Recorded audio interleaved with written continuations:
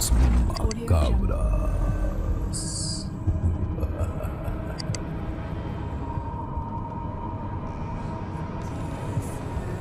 El niño Fidencio, nacido el 13 de noviembre de 1898, ahí en Espinazo, Nuevo León. Un famoso pueblo mágico. Él fue un curandero mexicano. Su nombre verdadero fue José Fidencio Constantino Cintora, venerado ahora por la iglesia fidencista cristiana. Su padre fue jornalero, no indígena, Socorro Constantino, casado con María de Tránsito Cintora, no indígena. Tuvo 4 hermanos: Buenaventura, Socorro, Joaquín y Fulgencia. A la edad de 10 años, Fidencio quedó huérfano de padre y madre. Su hermano, 2 años menor que él, José Joaquín Constantino, fue su compañero inseparable.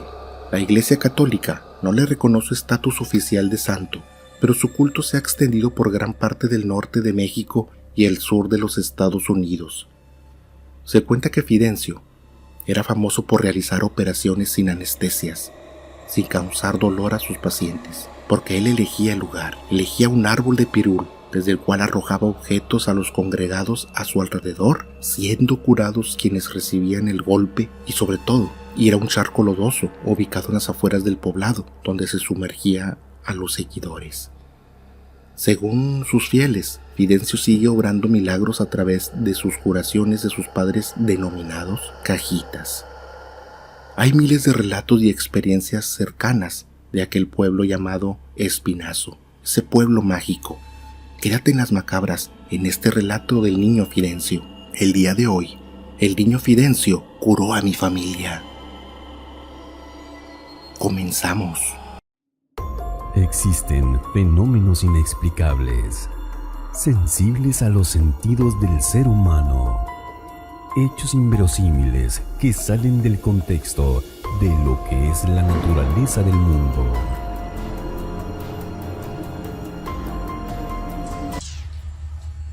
Mi nombre es la señora María, de religión católica, creyente en los santos, pues desde niña se me enseñaron aquellos que intercedían en las vidas de los demás. Por nosotros eran ellos, los santos. Somos del pueblo de Mina, Nuevo León. En el año de 1997 comienza mi historia al lado de mi propia hermana. Ella se enamoró locamente de mi esposo, y sin importar que tenemos 2 hijos, se le metió hasta por los ojos. Él nunca le hacía caso, me era fiel, y eso me daba seguridad. Sin embargo, mi esposo comenzó a ser muy serio conmigo. Ya no le importaba nada. Descuidaba nuestra relación. A nuestros hijos los fue haciendo a un lado. Ellos tenían entre 9 y 12 años, ambos varones. Poco a poco, esa seriedad se fue convirtiendo en nada. Era muy agresivo. De pronto, buscaba un tema para discutir, regañaba o castigaba a mis criaturas, tanto que los ofendía. No los valoraba. Empezó a salirse continuamente. Llegaba tarde, llegaba ya a plenas noches de la casa. De pronto, ya no quiso dormir conmigo. Estaba sumamente preocupada. Le rezaba todos los santitos, pero no me lo devolvían. No me devolvían a aquel hombre de antes. Él era ahora una persona ida, retraída, enojón. Ya no era aquel bondadoso ser del que me enamoré. Un día, una vecina me comentó con mucha pena que su esposo, quien es compañero de trabajo del mío, ahí en su fábrica, que los había visto varias veces con Rosa, mi hermana, e incluso los había visto juntos exhibiendo su relación a todos lados. Me advirtió que buscara ayuda, pues de muy buena fuente de su esposo, supo que planea abandonarnos. No podía creerlo. Entonces decidí una cosa, ir con una curandera. Ella se llama Jovita y es de Espinazo, Nuevo León. Esto me aconsejó mi vecina. Me señaló que es muy buena, ya que ella me podría decir qué pasó realmente. Si antes mi esposo repudiaba a mi hermana, no le hacía caso, porque ahora resultó que anda con ella. Esa misma noche, un dolor de cabeza se me presentó. Mi esposo no llegaba y eran altas horas de la madrugada. Estaba esperando en cama mientras comencé a oír quejidos que venían del interior de la ventana. Como mi patio es enorme, va a dar un sinfín de árboles, sobre todo a un roble enorme. Los quejidos eran continuos y me asomé al árbol. pude ver trepada entre sus tallos a una mujer deforme, de aspecto sucio, con ropaje desgarrado, cabellos largos, su cara como rostro cadavérico. Me veía como si fuera un ave nocturna. Me dio mucho miedo. Rápido, fui a la habitación de los niños. Cuando salí de mi recámara, empecé a percibir unas carcajadas, mismas que venían de la sala de mi casa. Cada vez eran más y más fuertes. Mi piel se puso de gallina. Era imposible moverme. Sentía que esa entidad podría acechar a mis hijos. A como pude, me arrastraba hacia la habitación. Era una fuerza extraña que me impedía moverme, como si estuviera sumergida en el agua. Las macabras risotadas sonaban, estaban penetrando en mi nuca. Sentía la vibración de ellas, hasta sentía el aliento frío y fétido de alguien. Por fin pude abrir la puerta de la habitación. En ese momento no me creerán. Es tan increíble que aún lo sigo recordando. Lo sigo recordando con cierto temor, pero precisamente eso es lo que me enseñaron, a no temer. Entonces una mano me estiró de mis cabellos, la cual me hizo retorcerme en forma de arco hacia abajo, quedando boca arriba. Mi intención era prender el foco. Les juro, no podía gritar en ese momento. Algo terrible me lo impedía. De pronto vi como aquella entidad, esa mujer que para mí es una bruja o demonio, se puso frente a mí y me sopló. Desde ahí solo recuerdo que los niños me despertaron al siguiente día. Mi esposo nunca llegó. Fue cuando supe que nos había abandonado. Los niños me cuidaron y arrastraron a su cama. Yo no podía mover los pies. Estaba postrada. El habla no me salía. Era horrible. Mis niños seguían preguntando por su padre y este jamás apareció en todo el día. Y así en los días consiguientes. Pasó un mes. Mi madre se vino a vivir con nosotros para cuidarme. Yo nunca me había atrevido a mencionar lo que me dijo la vecina de Rosa, hasta que mi madre confesó que ambos viven juntos. Rosa y Edmundo viven juntos, mi hermana y mi esposo. Al paso del tiempo, no solo yo era la inválida que tenía que estar en silla de ruedas. Ahora empezó mi hijo en la madrugada a llorar como un desquiciado. Nos cuenta que vio un ser despreciable en su cama, que ese mismo monstruo lo quería ahorcar. Era aquella misma entidad demoníaca que me había atacado a mí días atrás, por lo cual estaba en ese estado.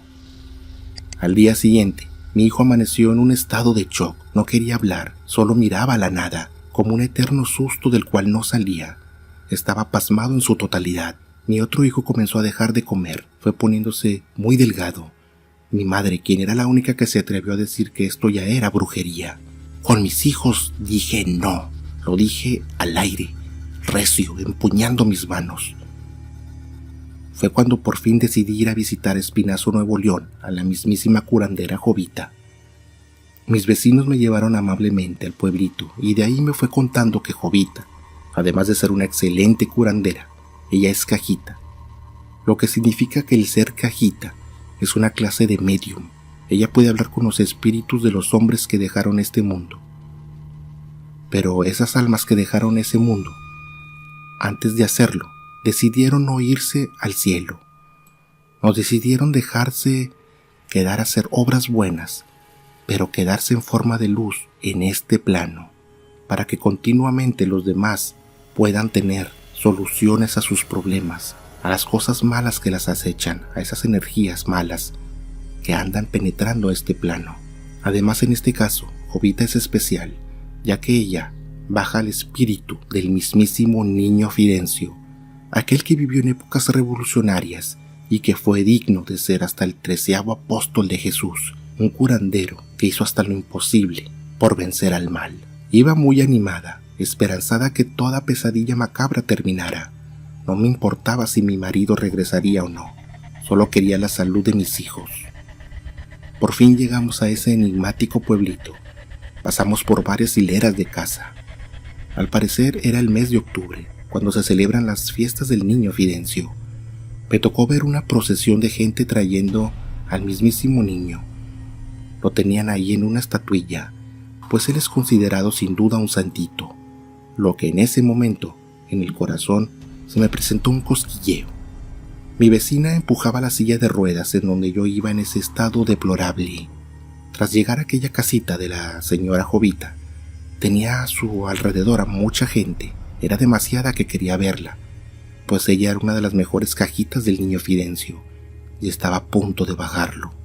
Como era demasiada gente, mi vecina fue abriendo paso hasta quedar en círculo cerca de ellas.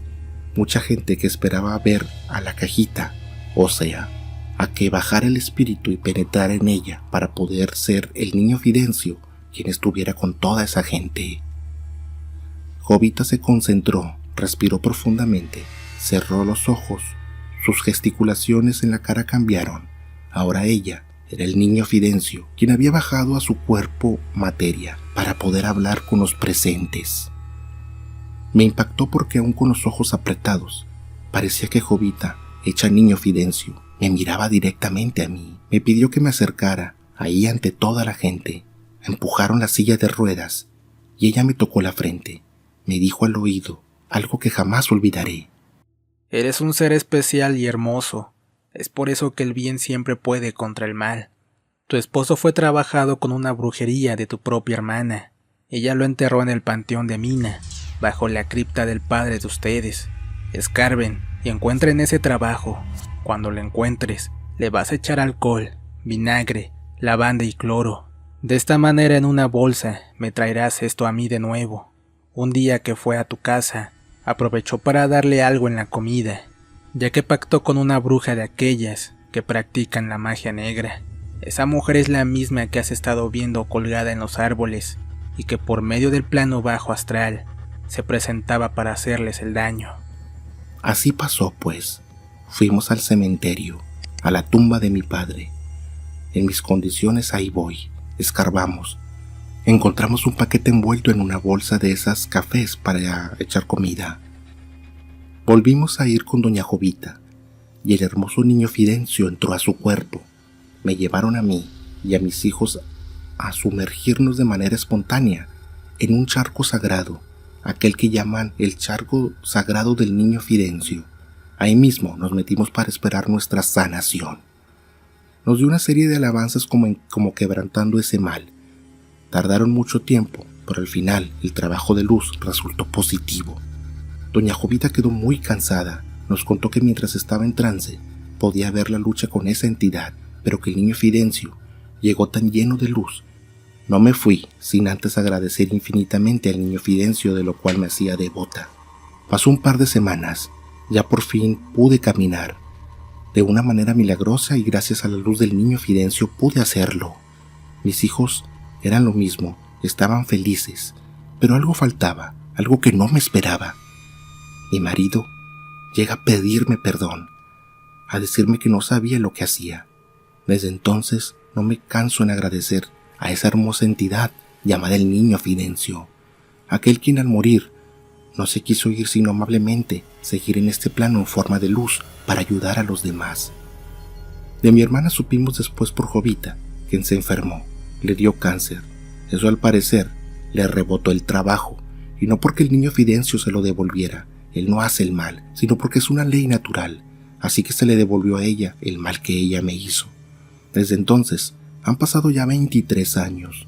Mi esposo y yo aún estamos felices, mis hijos casados. Tengo nietos y los llevo cada mes de octubre a las fiestas del niño Fidencio en Espinazo, Nuevo León. Y esta fue mi historia para las macabras. Muchas gracias. Los nombres fueron cambiados para este relato.